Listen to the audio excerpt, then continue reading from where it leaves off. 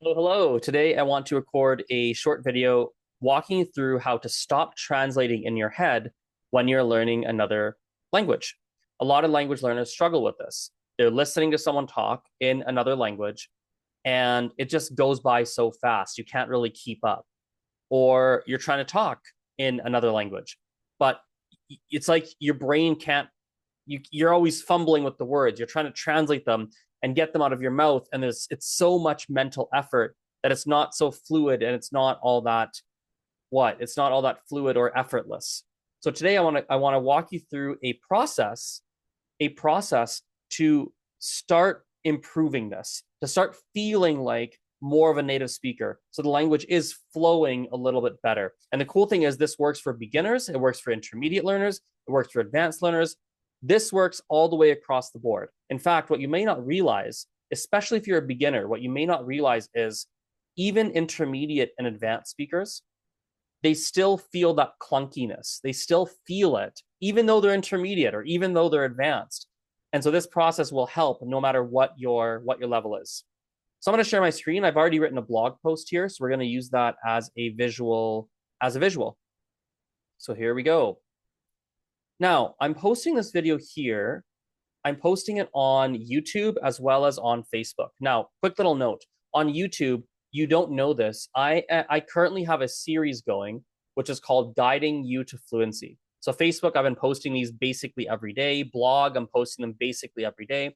YouTube, this is the first time that I'm posting these. So if you are on YouTube and you haven't read these, you want to read through all the other installments, I'll make sure there's a link in the episode description box. Now, it is worth mentioning that today we're going to be talking about some heart strategies, and they're not really head strategies. So there are emotional strategies that work to learn a language, and there are also logical strategies to learn a language. General rule of thumb, I talk more about this in depth in this one article here, Ineffective Learning Methods. It is generally speaking, we want to either only use heart strategies, because that can work really well, or we want to have a blend of head strategies and heart strategies. We want to blend logic and emotion. So today we're going to lean really heavy, I would say probably 70% emotion, 80% emotion, actually more, probably 90% emotion, 10% logic. So this is like really, really heavy in the heart direction. This method that we're going to talk about is an updated version of what I used to do as a teenager to learn languages. Back then, we didn't have as many online learning tools. They weren't as robust as they are today. So I had completely different methods because the tech was different. Now, one of the apps that I like to use for listening practice has a bug. And so I couldn't use it for my listening. Therefore, I went back to my teenage methods and I made a couple of adjustments. So here we go. Step one, pick a song or any audio. I like to use songs because I like music, but it can work. But this method will work with movies, shows, podcasts, any kind of audio or audio-visual material. Here are the songs I worked through today. I spent about 30 minutes per song. So here they are. 4 of them. I particularly like the first 3 songs on that list. Step 2, we're going to get the transcript. Now, subtitles can work too, but I will tell you right off the bat that it is significantly easier with the transcript or for songs with the lyrics. So we're going to copy paste the transcript or the lyrics into an online translator. You can use Google, you can use DeepL, it doesn't really matter, any online translator. You want to have the native language and the translation side by side. That's the most important piece. I would probably recommend, depending on the language you're learning, I would probably recommend DeepL over Google Translate as an FYI. They're pretty much similar, but DeepL translations tend to be a little bit more accurate. Step 3, you're going to listen or watch on a loop. So I was using Spotify, so I just looped songs in Spotify. There's a feature to do that, really easy. So the song was just like playing over and over and over and over and over, and it was happening automatically. I know that may sound boring or repetitive, and maybe for some of you, it will be, perhaps. But honestly, what I found anyway is that with the rest of this process that I'll outline in a second, I actually found that the more the song repeated, the more interesting the song became as I listened. Step 4, we're going to read the transcript and the translation as the song plays. So we're reading, we're listening, we're reading, we're listening. You can pause, you can rewind if it's going too fast, no problem there. You want to make sure you just really understand what's happening in the audio that you chose. Step 5 is the most important, and this is where I'll spend most of today's video. We want to focus on images and feelings. Again, this is the most important part. See, many, maybe the majority of language learners, they will see or hear a new word and they try to memorize what it means. They may see a word like bum in French, and then they try to memorize that bum means apple in English. We don't want to do that. That's not what we're doing when we're doing this particular exercise. It's not what we want to do. Remember, we're trying to get you to stop translating and have the language flow naturally like it does for a native speaker. So to do that, we're going to focus on feelings and or images. It depends. Some people, they don't think in images as much, so we don't need to use images. You may rely more on your feelings. Maybe you're someone who doesn't have feelings. I don't know. That's a weird thing to say, but maybe you don't feel things deeply. That's just not your personality. I know people like this. Then you might rely on images. Personally, I was doing both, feelings and images, which you'll see in a moment. I'll walk you through how that looked for me. So as each verse or as each line goes by, you want to associate a feeling or an image with that line in the audio. So if you're a feeler, like this is going to make sense to you right off the bat. You'll be like, oh my God, yeah, this is like how I operate my life. But if you are very logic-minded, like perhaps like me, I'm a lot like that, frankly. I will give a couple of examples here to kind of bring this to life a little bit for you. So I was listening to this song here, right? And it's about how when people are in love or they like someone a lot romantically, they get really tongue-tied. You don't know what to say. You say dumb things. You fumble over your words. These kinds of things happen, right? And so the first verse, it translates to something like, sometimes you want to speak with someone, but then you have nothing to say. You're kind of dumbstruck in a way. You don't know what to say because they're so pretty, they're so this, they're so that, they're so handsome, right? So when I was listening to that verse, I actually didn't translate every word in my head. I mean, I had the translation, of course, because I had the, I had the transcript. Where'd it go? I read it. I had the translation. So I have read it. I do know what's happening. I have it in front of me.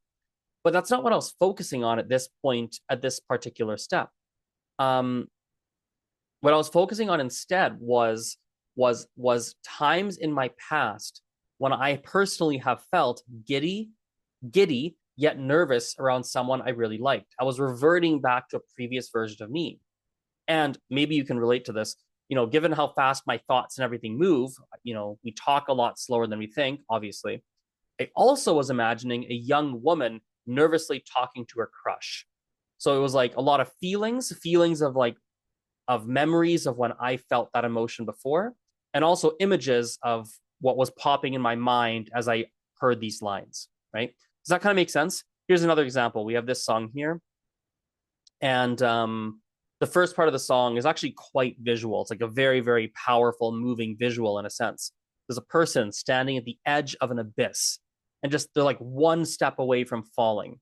Then the song transitions, and the person actually falls in, leaving everything behind.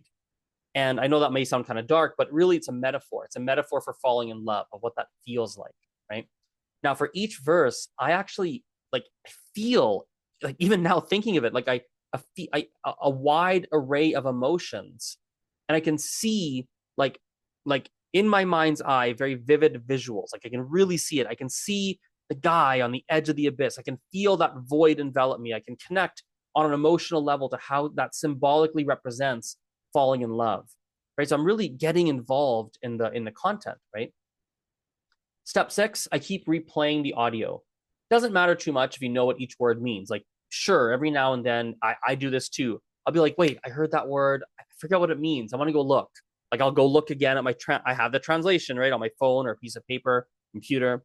Like I will go look sometimes, of course, but that's not my main focus. That's secondary.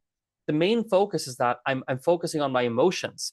I want to make sure I feel the emotions that are being conveyed in that audio visual material. Or if it depends on how your brain works, at least have a clear visual in your mind's eye with each line that goes by. It's almost like you're memorizing a story that you can play out in your mind as that song plays, as that video plays, as the TV show plays, so on and so forth. Right? And that opens up a whole new world. It trains your mind, I think, to stop translating and gets you thinking, as people say, it gets you thinking in the language that you're trying to learn. And it really opens up a brand new world because even as a beginner, you can begin to feel more like a native speaker. See, it's funny. I've had this experience for 5 different foreign languages now. Perhaps even more in a way, but let's say at least 5. Where even when I'm not that good in the language, people treat me, they treat me like I am way more advanced than I am. They're like, oh my God, you speak this language. Yeah, I can just tell. I can tell you're like me. You're kind of like a native speaker. I'm included in that club, almost right off the bat. Not immediately, but like pretty darn fast, I would say. And even me, like when I listen to stuff, even as a beginner, if I'm listening to a song that I know or that I've like followed this process for, I've done this process for like 18 years. Although I admit that I've optimized it a little bit for you guys and also for me today. I used to follow a much more inefficient version of this. But anyway, what that would mean is there'd be certain words, and the more I like anything I know, even as a beginner, a lot of it just feels intuitive. It feels like English. It feels like a first language. It doesn't feel like a second language. Like for me to say certain things in French or Spanish or even Ukrainian, which I have a very pretty beginner level in overall, like a lot of the stuff that I can say, it pretty much just feels natural. There's no translation happening in my head. And it's because I follow processes like this one here. And there's other ones I do too, but this is one of them. So give this a try. If you do give it a try, I'd love to hear how it goes for you. There's a contact form on my website. Feel free to fill it out. Tell me, hey, I watched that video or I read your blog post about a listening process to like stop translating and I did it and it felt like this for me. Like I'd love to hear those kinds of stories. Anyway, have a wonderful rest of your morning, afternoon, evening, night, whatever it is for you. And I'll talk to you later. Bye-bye. See you.